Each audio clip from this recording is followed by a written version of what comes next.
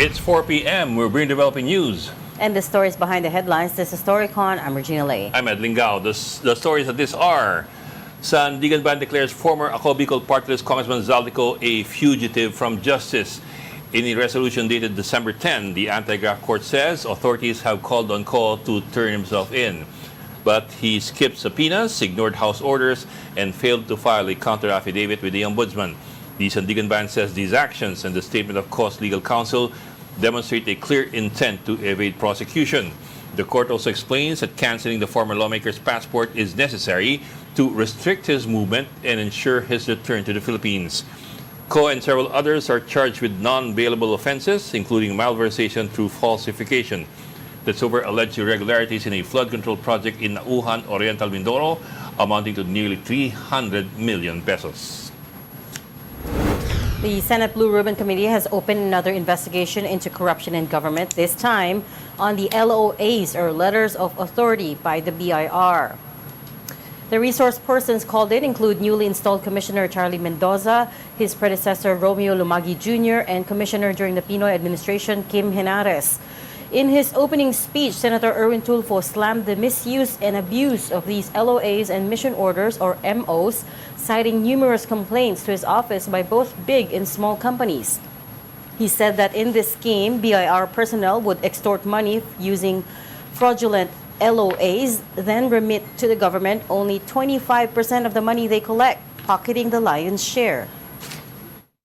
Unfortunately, only 2% of the total tax collected by the BIR from the business sector came from LOAs or mission orders.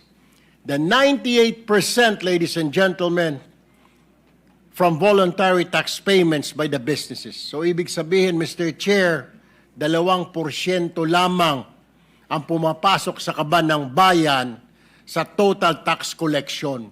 Yung the rest, 98% voluntary. So where did the rest of the collection go from these instruments?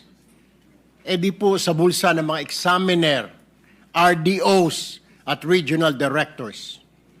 Ganito po yung modus, Mr. Chair. 25% lang ng koleksyon kasi napupunta sa gobyerno yung may resibo. 75% goes straight to their pockets. Senator J.V. Ejercito said several businesses also complained to him of getting multiple LOAs in one taxable year, including one operator of a mini grocery and eatery in Lawag. Finance Secretary Frederick Go also said that in his 2 years as special advisor to the President on Economic Affairs, investors' biggest complaint to him is the BIR. As a special assistant to the President for Investment and Economic Affairs for almost 2 years, the biggest complaint of every investor that has come through my office is the BIR. Investor meaning foreign firms or local firms? Both, sir, but mostly foreign. And here are the other stories we're watching this Thursday, December 11. The Independent Commission for Infrastructure has invited former Public Works Undersecretary Catalina Cabral to its hearing. Cabral is being tagged in an alleged scheme of siphoning kickbacks from infrastructure projects. The ICI hopes to receive confirmation of attendance from Cabral before December 15. That's the last day of the ICI's hearings for the year and the last day of Commissioner Babe Singson with the fact-finding body. The personalities tagged in the flood control scandal are now detained at the Senate. Will spend Christmas and New Year at the upper chamber. Senate President Tito Soto said that there are no requests for the release of contractor Hurley Discaya and former Public Works engineers Henry Alcantara, Bryce Hernandez, and JP Mendoza. These people were previously cited in contempt during past Blue Ribbon Committee hearings. Family and friends can visit these Senate detainees, but Soto said the four will receive a Noche Buena package from the Senate. The Senate Blue Ribbon Committee is drafting an initial report on its flood control scandal inquiry. And with that, it will soon recommend to the Ombudsman charges against personalities in the controversy, including against former district engineers of the Public Works Department. Committee Chairman Ping Lacson says the hearings on the issue are not yet done. And the Banco Central has lowered its benchmark policy rate by 25 basis points to 4.5%. This is the lowest level in more than 3 years, and also marks the fifth straight meeting with a rate cut by the Monetary Board. The central bank also trimmed rates on overnight deposit and lending facilities by 25 basis points each to 4% and 5% respectively. And joining us in a bit will be our resident political heckler, Raul Llamas, but he's still mobile, and we shall have him in a little while. But in the meantime, we have from the Philippine Star Editor-in-Chief, Amy Pamintuan. Hi, Amy. Hi everybody, happy Thursday. Happy Thursday, isang araw na lang. Oo nga, ano kaya yung Noche Buena doon sa Senate, ano? Tigpa 500 pesos. Hey, that's a good idea. Oo nga, no? Ah, Really tingin Sabihin mo? para natin, sample, di ba? Para sample. sabihin natin, bigyan mo ako ng sample ng Noche Buena package na 500 pesos. Oo nga, no? 500 Good pesos. idea, Amy. Ah. Tingnan natin kung ano yung I remember yung 500 for a family, ah. Not for one person. For a family of four ba? family of four. Four? Oo. Eh, hindi ko na alam kung ano yung ano natin ngayon, 4 ba tayo o 5 pa Well, rin? typically sa Baka PSA, 4 na ano yun. tsaka sa FNRI, family 5 parati yan eh. But I don't know bakit. Pero family- yung Oo nga example eh. ni Pero Trade- bumagal yung ano natin eh, di ba? Population rate. Oo, Baka tsaka- 4 na lang ngayon.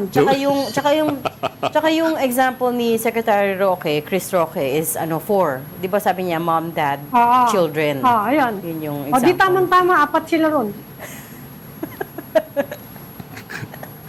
Happy Thursday, Ami. Napaka-brutal ni Ami. Ano, parang, Ah, hindi naman children yung dalawa. Sino dun sa 4 yung magiging children? Okay, so Senate Blue Ribbon Committee hearing this morning, this time, hindi na sa flood control scandal. Sa LOAs na, sa BIR, which has been a long-standing problem, but evidently in the last few years na they really got out of hand. So ang modus naman doon is apparently may mga kumpanya or businesses that will get multiple LOAs in one taxable year, which should not be the case. Wala naman law against it, if I understood correctly, pero nung panahon, for example, ni Commissioner Kim Henares during the Pinoy administration, she put out a memo saying you can only do LOA audits twice for 2 consecutive years, tapos hindi na pwede sa 3rd year unless there has been fraud and you can prove that fraud. So, ang nangyayari ngayon, allegedly, is that a lot of businesses will get LOAs multiple times in one taxable year. Tapos yung binabalikan nila are usually the same companies daw. And what usually happens, according to Senator Erwin Tulfo, is the BIR examiners they pocket mga 75% of the money that they collect through LOAs. 25% lang yung binibigyan ng resibo, and this is what goes to the government. So ito yung negotiation. Yung mag-negotiate daw yung BIR official to Oo. lower the declared Oo, pasok natin si political pundit Ronald Llamas, whom I'm sure has something to say about this. Ay, Hi, Ronald. Ba't kaya itsura mo? Para kang nalugi. yan yung kwan. Under the weather eh. may sakit ka rin. Yan yung susunod na kwan. Nahawa ko kay Guanzon. Oo nga. Sabi nga doon tayo mapupunta eh. Ano meron mo? Meron kang may lagnat ka, meron ka lagnat, meron kang ubo. Ubo lang, masubo. Ha, wala ka ubo. Ayoko, baka mapagalitan ako ni principal eh. Okay. You are excused. Meron kang Yung BIR, yan yung susunod na flood control Yun na nga scandal. mukha nga Marami yan. Pero yung BIR... Pero matagal ng problema sa ang corruption sa BIR eh. matagal na, oo. Nag-uumpisa pa lang ako reporter, marami ng ganyan. Meron ngang ayan yung mga kumpanya ha, paano yun talaga super laki na kumpanya. Pero pa nga mga ewan ko if it's apocryphal o talagang chismis na kumakalat na yung isa daw negosyante.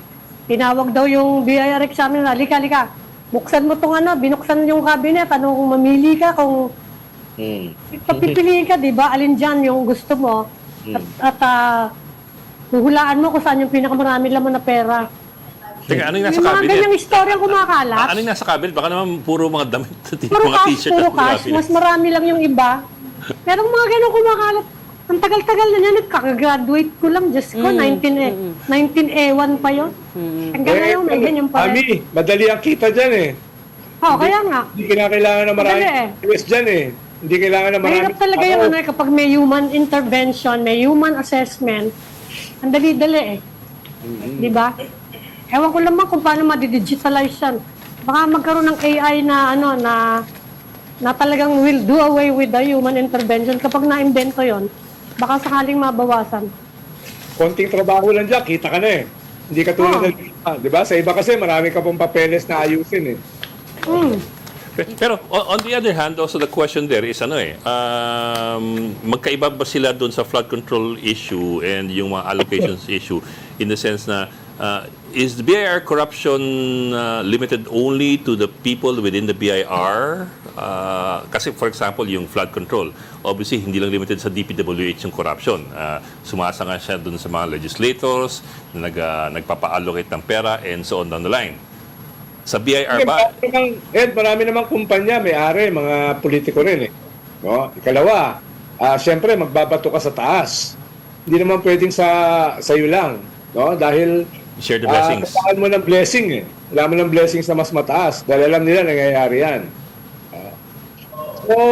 Lalo nga kapareho nung kinikwento ko na, di ba, yung malaking-malaking ang ano, yung mga malalaking negosyante, marami daw mga campaign donors.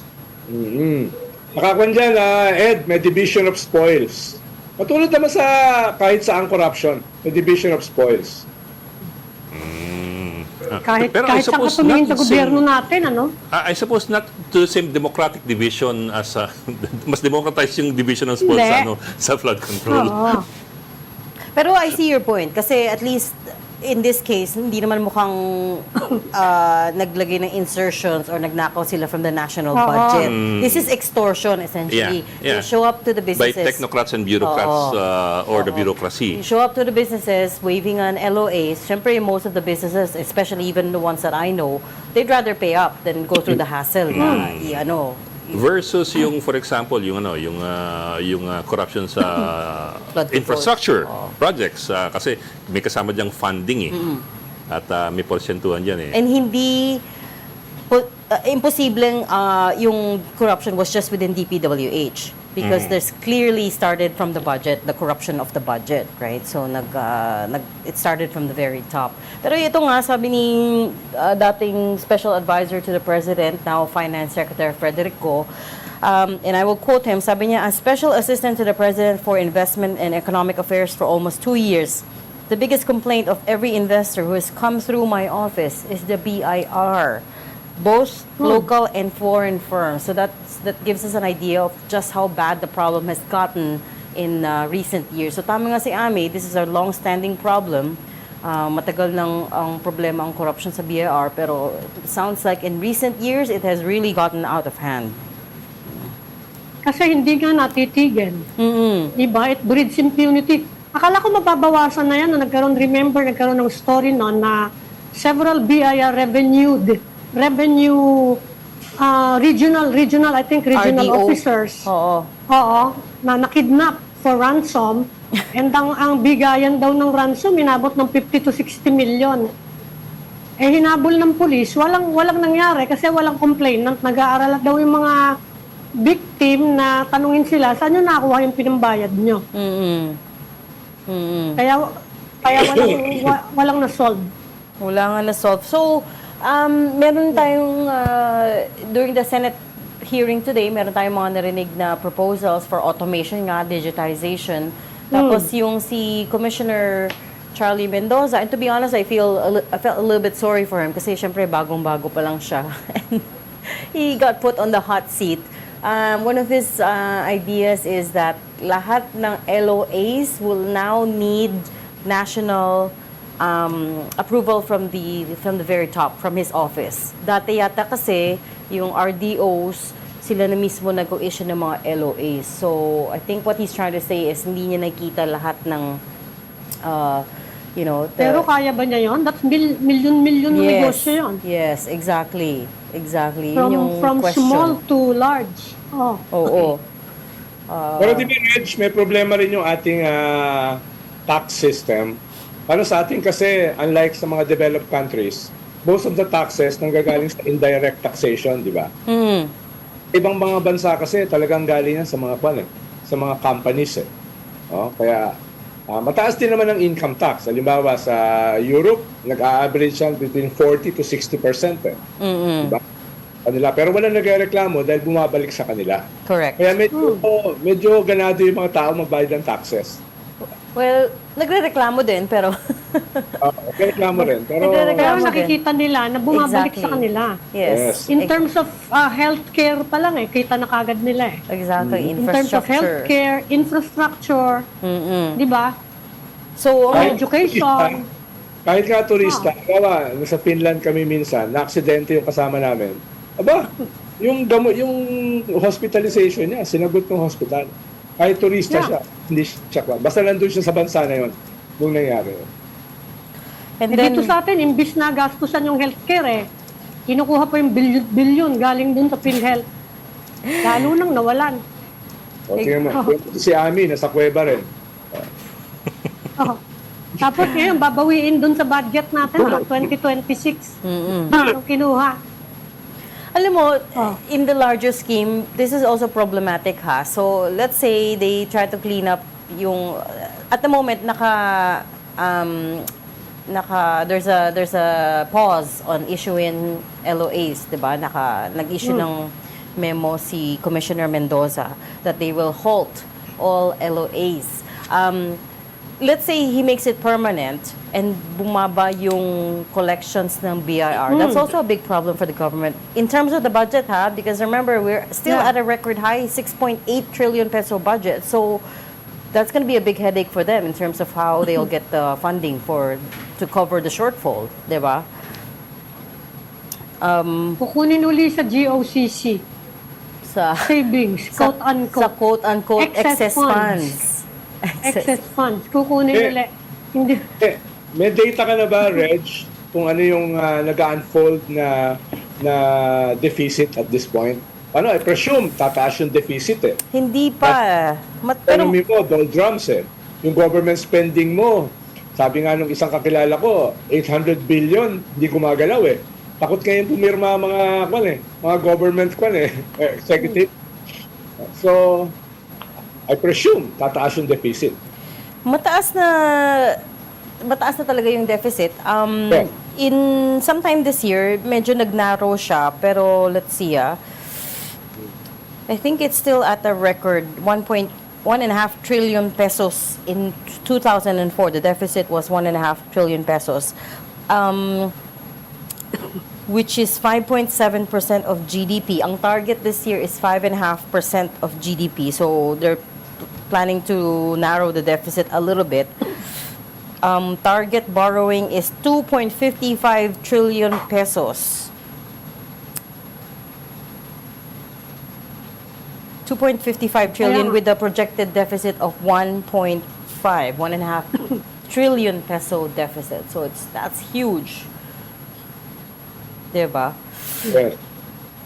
And the other thing about this, yung kunakwenta ni Senator Erwin kanina, is what he's found out is apparently, yun nga, 75% ang binubulsa nitong mga examiners from out of the LOA. Hindi man lang half, 75%, and only 25% goes to the government. Ito lang yung may mga resibo. So let's say I come to you and say, waiving an LOA of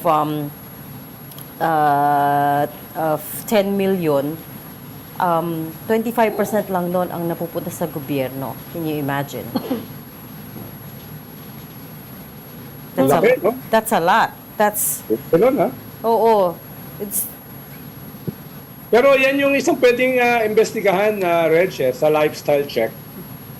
Dahil ang laki ng magiging discrepancy ng mga BIR collectors kumpara sa Kung kanila. natatandaan ko, BIR was supposed to undertake a lifestyle check.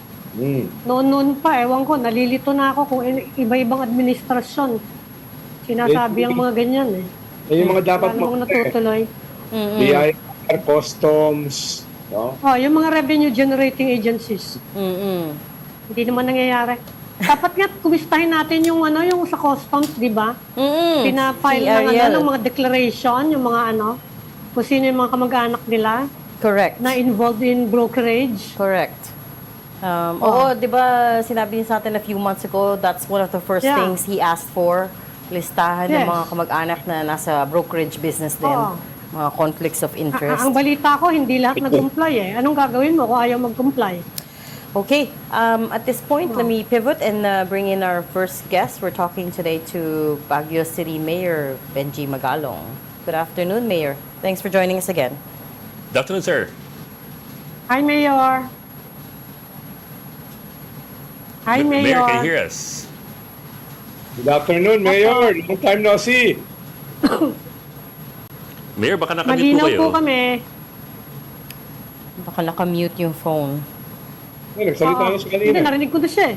Can you Baka hear? inaayos lang yung... Hello po, good afternoon. Ayun. I think we have him. Ayan, Sir, ayan can you hear na. Hi, us? Mayor. Good afternoon po. Narinig niyo na po ako? Yes, sir, we can hear you Yeah. now. Opo, Yes, opo, ma'am. okay na. Sir Ed, Sir Ronald, Ma'am Ami, Yep. Hi. good afternoon po. Yes, sir. Thank you for joining us. Sir, sir? Kasi nung huli kayo nakausap ng sister program namin na STL, yung sa totoo lang, meron kayong binanggit na may binanggit kayo na meron pang susunod na mag-resign. That was a week ago Meron already. magre-resign. From the ICI. I'm sorry, from the ICI. Ganun. May nag-resign Oo, na. may binanggit kayo susunod na bibitaw from the ICI. And that was a week ago already. So, we're wondering kung ano nangyari doon. Sino ho ba? Were you referring to yung dating PNP chief na General Azurin. Yun, Osrin? Hindi po. Definitely, si June will definitely stay with ICI para matapos yung task niya. Okay, but that leaves only two other people. I can't imagine the chairman resigning. Come again po? I cannot imagine the chairman resigning. Hindi rin magre-resign kasi he has to fulfill his function. Yes, sir. And so that only leaves the last member, yung taga SGV po. Ay, Tsaka, marami ho siya kasing trabaho sa SGB. Oh, so yun nga po. Matagal na ho siya. Matagal na ho. Marami na ho siyang trabaho sa SGB. tsaka hindi mo At year-end ho kasi, kaya talagang siguro napipilitan ho siya na kasi very demanding din ho yung job. I can nila. imagine. Pero agree ba kayo, Mayor, kay Chairman Andy Reyes na what the world needs now is love? Oo naman ho. Agree naman ho ko doon. Pero ang kailangan ho ng Pilipinas ngayon is makulong ho yung mga dapat ikulong. Yes, sir. I think everybody agrees with that, sir. Sir, but balikan ko lang, sir. Are you saying na yung taga SGV po, yung Si Mr. Sana Yung auditor. Fajardo. Miss Fajardo is the one who's leaving the ICI?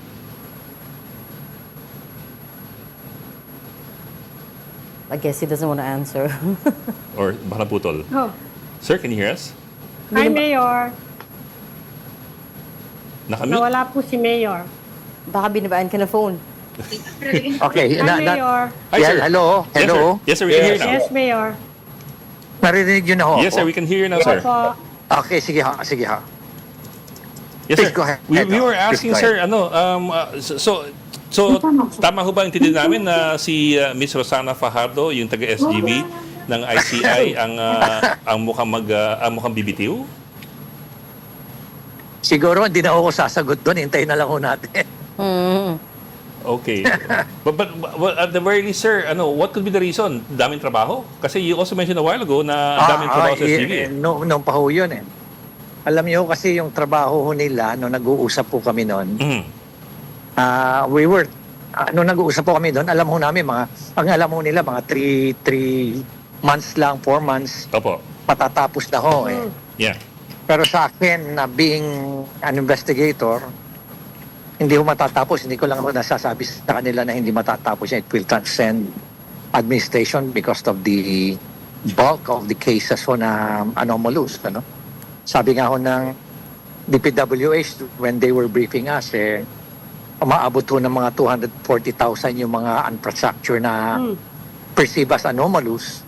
And out of that number, mga 30,000 dyan ang flood control. Kaya Dami, paano mo tatapusin when it takes about a minimum of 3 weeks to finish one case? Napakadami ho niyan. Oh, okay. Pero tingin nyo, Mayor, doon sa sinabi ni Ombudsman Boying Remulla a week ago, na 1 to 2 months na lang yung ICI.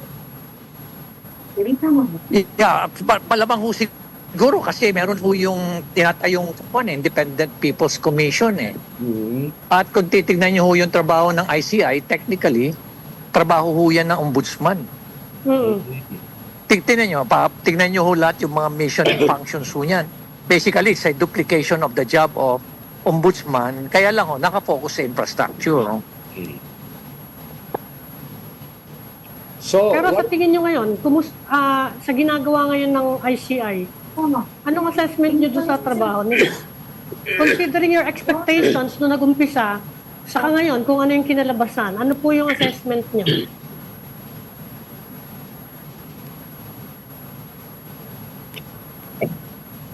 Hi, Mayor. Sir, I think our Nawala ulit signal's siya. not so good. Oo nga, paputol-putol yung... Hello, hello. Hi, Mayor. Yes, Hello? sir. We're back, sir. Oo. Okay na ho? Yes, sir. We're back. Yeah. Can you hear me now? Yes. Yes, Yes po. Ang Mayor, expectation ho namin Ah. during when we assume, syempre ho, we will be able to perform not necessarily lahat ho nung mandato ho namin, but at least makakapag-file ho kami ng mga kaso lalo na ho sa mga tiwaling mga politiko. Pero dahil nga ho kakulangan ng powers, authority, at kakulangan ng budget wala akong budget. Nagulat nga ako na September na buo pa, tapos December pa lang na-release yung budget. Talaga akong kukunti lang talaga ma-accomplish niya. If you notice ho, yung mga cases na allegedly na inimbestigahan, most of these are referrals lang. Wala ho talaga yung Yes. solid talaga na i-file as a based on an investigation report. Kasi iba ho yung referral at iba ho yung case investigation report. Mayor, have you been reimbursed for your expenses? Na-download na daw yung budget, Wala diba? ho. Wala hong reimbursement yung ginastos ho namin Kasi wala talagang pondo Kaya in fact 2 weeks ago when I was talking to General Asurin, pati ho siya wala pa rin pati yung mga ibang tao niya wala pa rin, wala pa nga ang sweldo Kaya sabi nga nila, para sa bayan lang sir to, talagang attitude na lang to sir, sabi nila. Pero na-download na daw, sir, yung 41 million pesos. Last Yes, week lang. Yes, yung SARO was released November 11, pero yung MDS was prepared, it was prepared for almost a month. So siya, last week lang ko na-release yung pera Yes. For the past 3 weeks talagang patindi ho yung fieldwork na ginagawa ho ng ibang mga sumusuporta ho sa ICI. At wala hong reimburse, wala hong compensation yon para sa bayan ho talaga yon. Hindi ba, sir, may contingency fund ng Malacanang na pwedeng quick release ng pera? I always thought that there was not a slush fund, pero there was a paghuhugutan ng pera ang Malacanang for emergencies. And I suppose this is an emergency. I mean, it's taken 3 months already. Ang nangyari po kasi is talagang wala ho Wala ho talaga Kaya, Mayor, yun na. Mayor, Yes, ma'am. nakausap ko kanina si Brian Hosaka Sabi niya nakuha na daw nila yung 39 million pa lang. Hindi pa, kulang na lang ng 2 million. At saka sabi ko, tinatanong ko, nakaka-initiate ba kayo motu proprio on your end, ICI? Sabi niya, ang ginagawa daw nila ngayon, humingi sila ng tulong sa police, saka sa NBI. What do you think of that? Di ba pareho rin totoo yung naman ho DOJ sa talaga. Yes, tama yan Ma'am Ami. Talagang walang kakayahan ang ICI na mag-conduct talaga ng investigation. At kaya nga during my time, on the first week, during the first week pa lang, I already prepared a memorandum of agreement and we had a signing.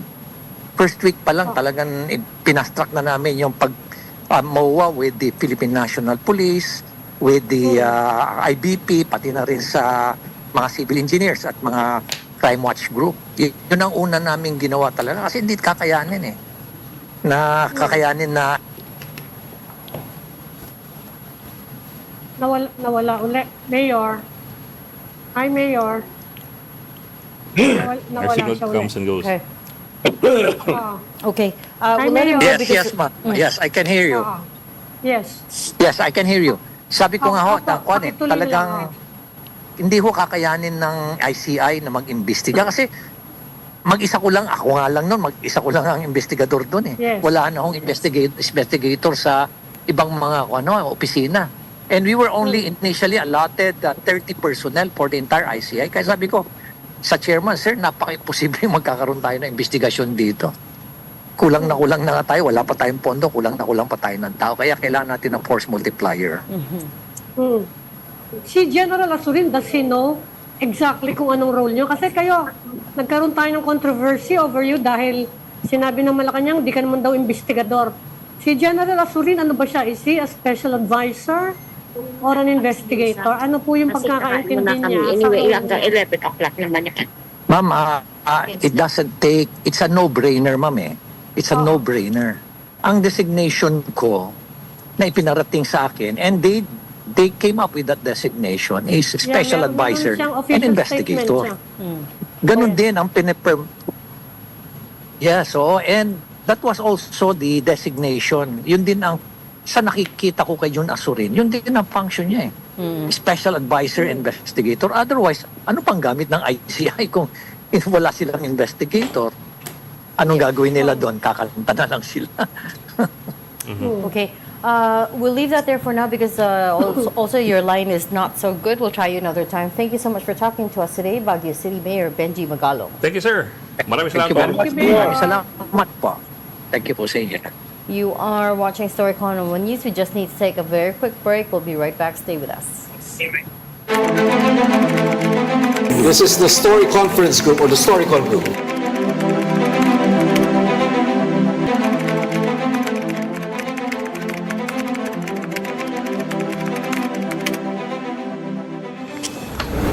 We've got developing news in the stories behind the headlines. Welcome back to Storycon, the Story Conference. I'm Ed Lingao. And I'm Regina Lay. Still with us, Ami Paminduan of the Philippine Star and Ronald Llamas, our political pundit. And also joining us this afternoon, Attorney Raymond Palad, lawyer of Mr. Ramil Madriaga. Madriaga is accusing VP Sara Duterte and her husband of alleged dealings with drug lords and offshore gaming operators in an affidavit that he subscribed and swore to, I think, November 29 of 2025. Attorney Palad, magandang umaga po. Magandang hapon po. And thank you for joining us. Hapon po. Good afternoon Hi, po sa inyo Attorney. sa mga tagapanood ninyo. Yes, Good sir. afternoon po. Yes, sir. Sir, to begin with, sir, can you give us a status of Mr. Madriaga before anything else? Exactly what is his status now? Where is he? And what is his condition? As of now, nakadetain siya sa Annex 2 sa Bikutan facing the kidnapping case sa RTC Manila. Hindi pa po siya convicted na sa prosecution sa evidence pa po yung case niya doon. So he is currently in jail with a Yes. pending court Apo. case for Actually, kidnapping. ito yung second case nga sa kidnapping, di ba? Tama po. Yung una na-acquit na siya ron eh. I think that was 1997. Tapos ito pong case na to, I think na-detain siya 2022. 2023, sir, I think. Yeah. July 23. Pending pa siya ngayon. 2023. Yes, sir. Yes, sir. But sir, I've scanned through the the affidavit that he subscribed and swore to. What exactly do you want to establish with the affidavit, or what is the intention of the affidavit? Well, before we prepared yung affidavit na yon, we asked him to write mismo sa piece of paper yung kanyang mga nalalaman doon sa sinasabi niyang mga pogo money, mga drug money, and other irregularities nung panahon ng panunungkulan niya doon sa team ni VP Sara at ni former President Duterte. So we have two sets of handwritten notes niya which we prepared into an affidavit form. Mhm. Sa kanya lahat yung galing yung information na yan. Inayos lang namin siya para talaga maging presentable dahil nga hindi natin maintindihan sulat talaga niya.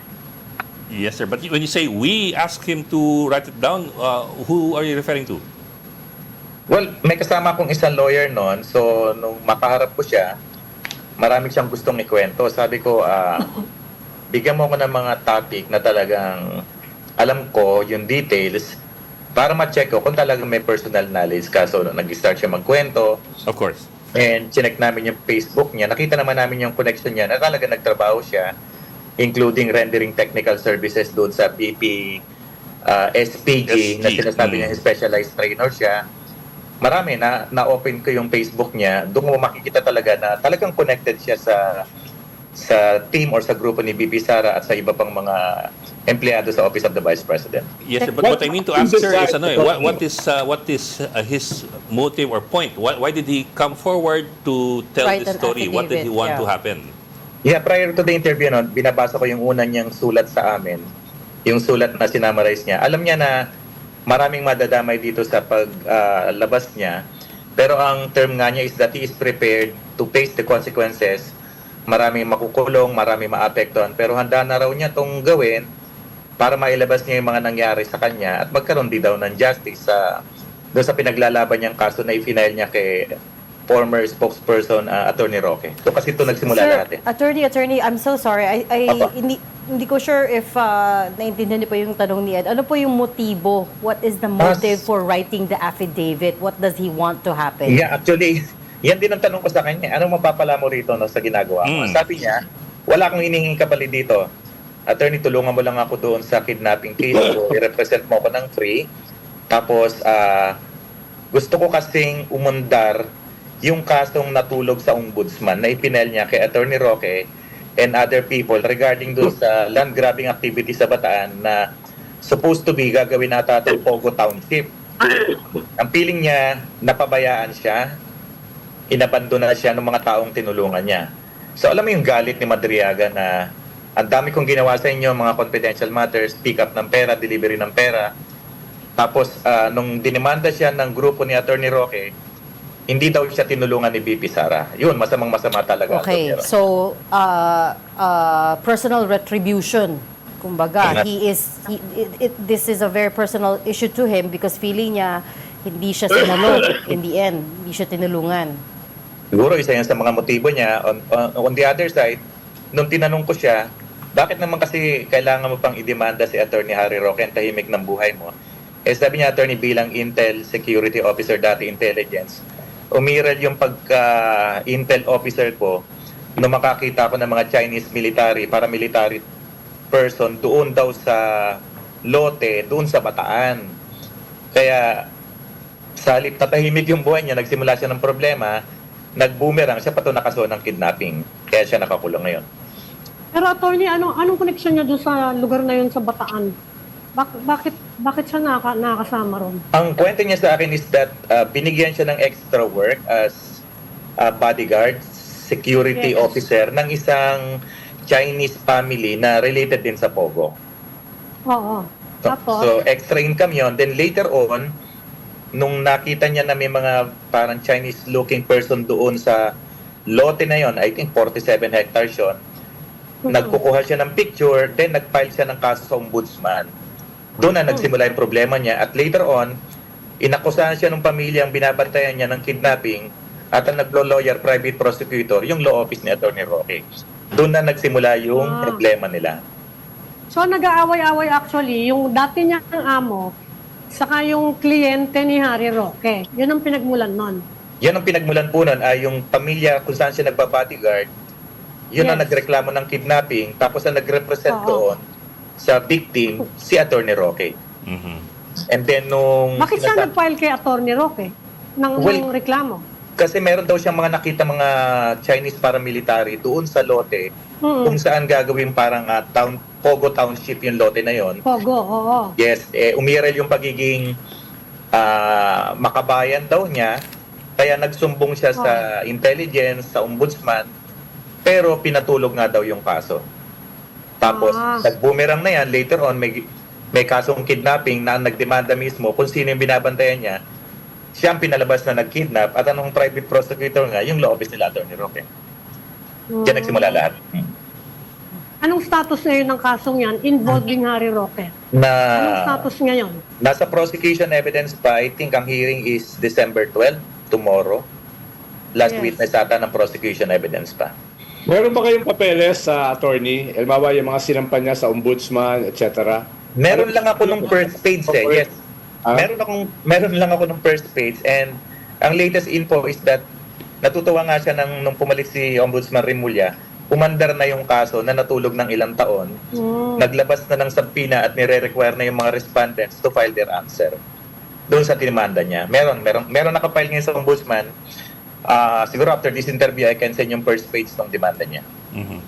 Saka yung subpoena. Pero kailan ba niya final yung unang-unang complaint niya? Anong taon yun? Hindi ko hindi kasi akong lawyer nung Kasi time yung na yun. Pogo, nag-umpisa yan nung panahon lang ni President Duterte. Definitely, bago siya nakulong, nung nagsampa siya ng kaso sa kidnapping, sa ombudsman na pinatulog daw.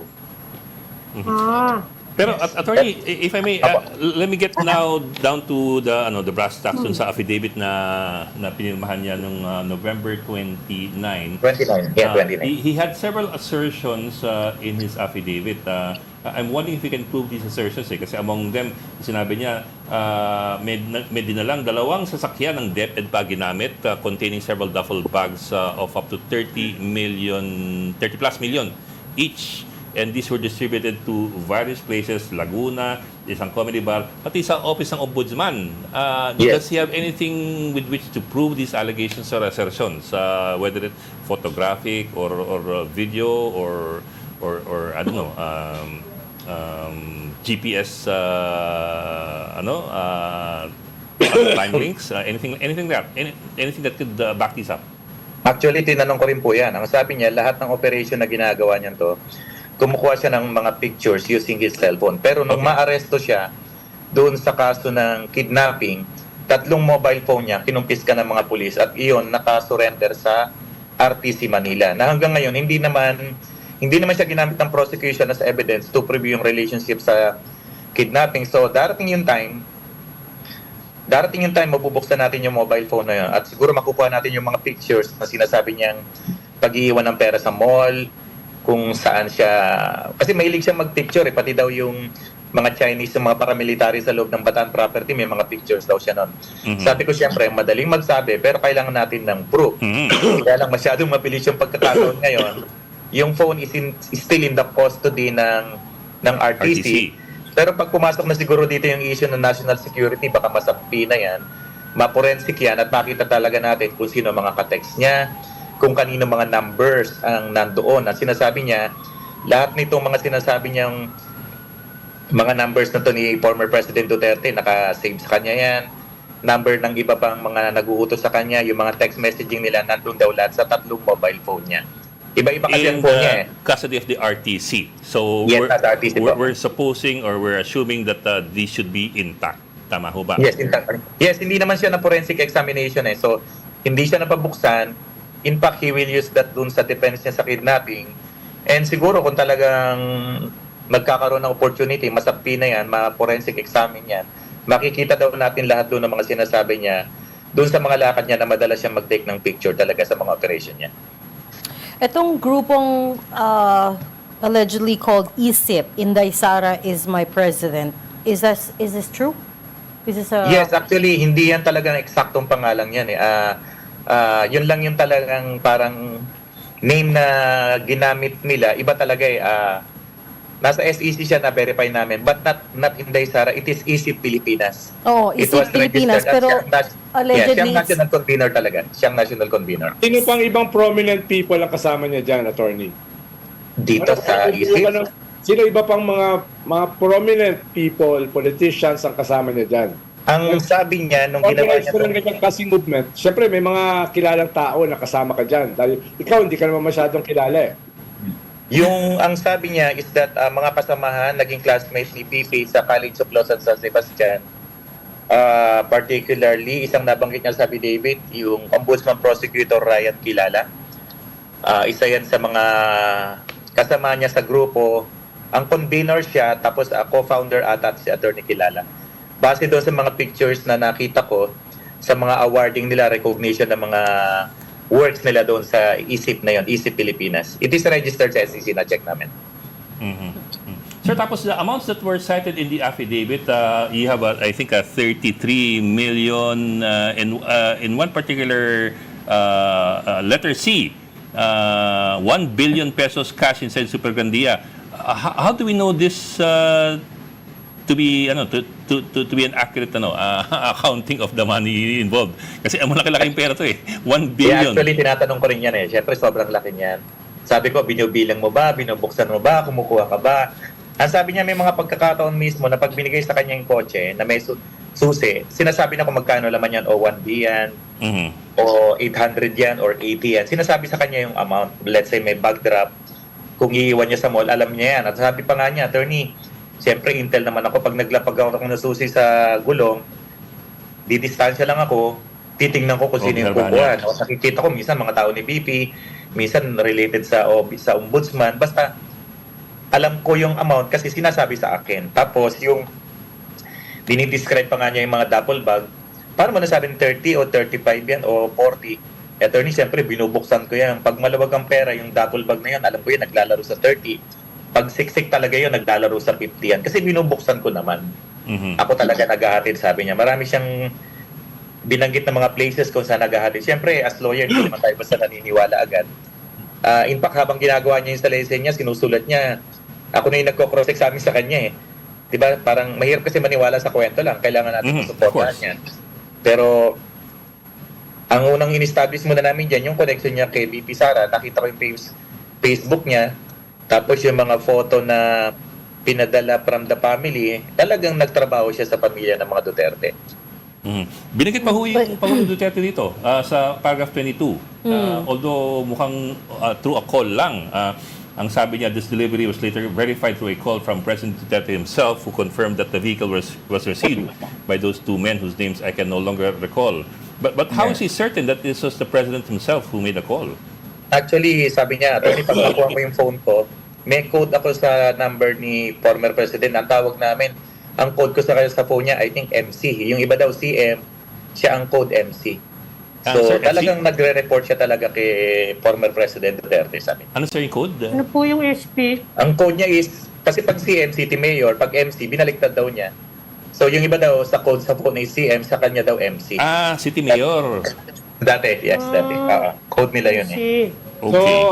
So attorney, hindi to katulad nung kay Bicoy. Hindi naman siguro.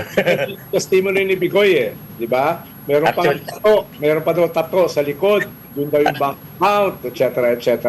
Actually, yung ginawa po namin yan, sir, yung kanyang handwritten notes na sinamarize niya tong kwentong to, nakatabi sa amin yung sulat kamay niya. So, bukod sa affidavit na to, meron siyang sulat kamay. I had 2 sets ng salaysay niya na pinag-join lang namin yung statement. Para talagang sa kanya galing to, inayos lang namin into an affidavit form. Nakailang visit kami dyan since October last week. I think second week ng October, nagsisimula na kami dumalaw dyan. And I heard kanina yung pagdalaw doon ni BP sa Annex 2. Actually, confirm yung pagdalaw doon. I think twice. Yes, confirm. Pagdalaw sa? Confirm na. Yung pagdalaw sa Annex 2, it is confirmed. Ni VP Confirm po yan. Sir, what's the story behind that? Why is a VP still visiting this person, your client? Why is the VP still visiting him? And when was the last time? Well, ang alam kong pag-visit nangyari yung isa sa November. Hindi ko lang alam kung magkasunod sa November, pero November this year? We have verified, this year. We have verified information na dumalaw doon si BP. Minsan naman yung kanyang USEC, si Joyce Dapat.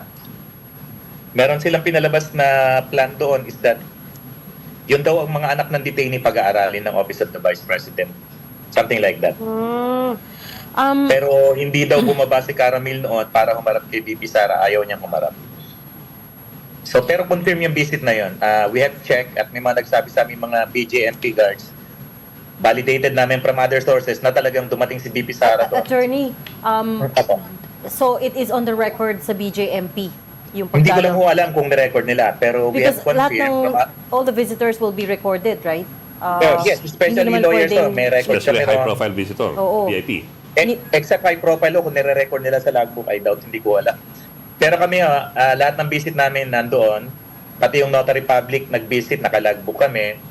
Meron kaming ID, pinipicturean nila yan. And during the meeting, pinipicturean nila kami. I doubt lang ho kung gagawin nila yon kung nandun si BP Sara. Pero confirm po yan. Marami yung BJMP guards na nagsabi sa amin na dumalaw doon. Yes, pero of course, attorney, you understand we can't go by hearsay alone, right? Kailangan meron sanang written record. Pero kahit dumalaw siya, Sabi niyo, did attorney, she talk to Madriaga? siya ang dinalaw. Actually, may mga... Si Madriaga, ang dinalaw ay mga ibang detainees. Oo Alam ko nga na eh. yung sinasabi niya, isang detainee na yun. Hindi, May isa pang high kinausap ba profile niya? detainee ho doon na nakakulong, ha? No, did they have a chance to talk? Si VP Sara sa si Madriaga? Hindi... Kasi malaki ang BJMP detention facility na yan eh. Yung Annex Pwede 2 naman ho. talaga sabihin nila na ibang pinuntahan niya ron. Actually, pag sa Annex 2 pumasok ka ho, alam na alam yan kasi isang building lang ho yan. Oo. In fact, pag Pero nagmi-meeting kinausap kami po ron, ba si Madriaga ni VP Sara? ang alam ko po hindi Or sila one of her nagkausap. representatives? Alam ko hindi sila nagkausap dahil hindi bumaba si Caramel, hindi ho siya bumaba. Or maybe when was the last time that they talked? May nakausap si BP Sara doon pero isang high-profile detainee rin eh. Hulaan nyo na lang ako kung sino. Ah, High profile detainee? May May clue, isa pa ho doon sa Annex 2 may eh. guessing game pa si Ah, attorney. baka, okay. Sige, iba Pero yun. sir, when was the oo. last time they talked? Si Madriaga and VP Sara, when was the last time that they met or talked?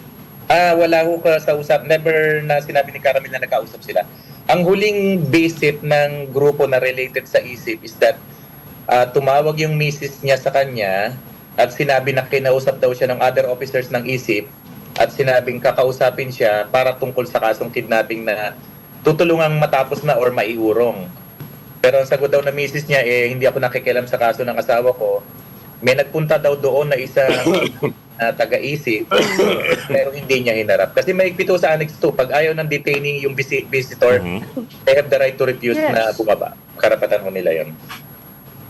Hindi, lahat naman Yes. ng detainee may ganung karapatan. Tama ba? Yeah. Okay, we still have a lot of questions to ask you, but we've run out of time, so we'll try to talk to you another time. Thank you so much for joining StoryCon today, Attorney Raymond Palad. Thank you, sir. Thank you, din po. Thank you, thank you. Attorney Sige Thank po. you, Mr. Attorney. Ramil Tama po. Madriaga, who has made serious allegations against the Vice President. Okay, thank you for joining StoryCon today. I'm Miko Hindun, Editor-in-Chief of the Philippine Star. Ronald Llamas, our resident political pundit. Join us again tomorrow, 4 p.m. for StoryCon. I'm Regina Lay. I'm Ed Lingao. Kapatid, we are One News, all sides, all the time. This is the Story Conference Group or the StoryCon Group.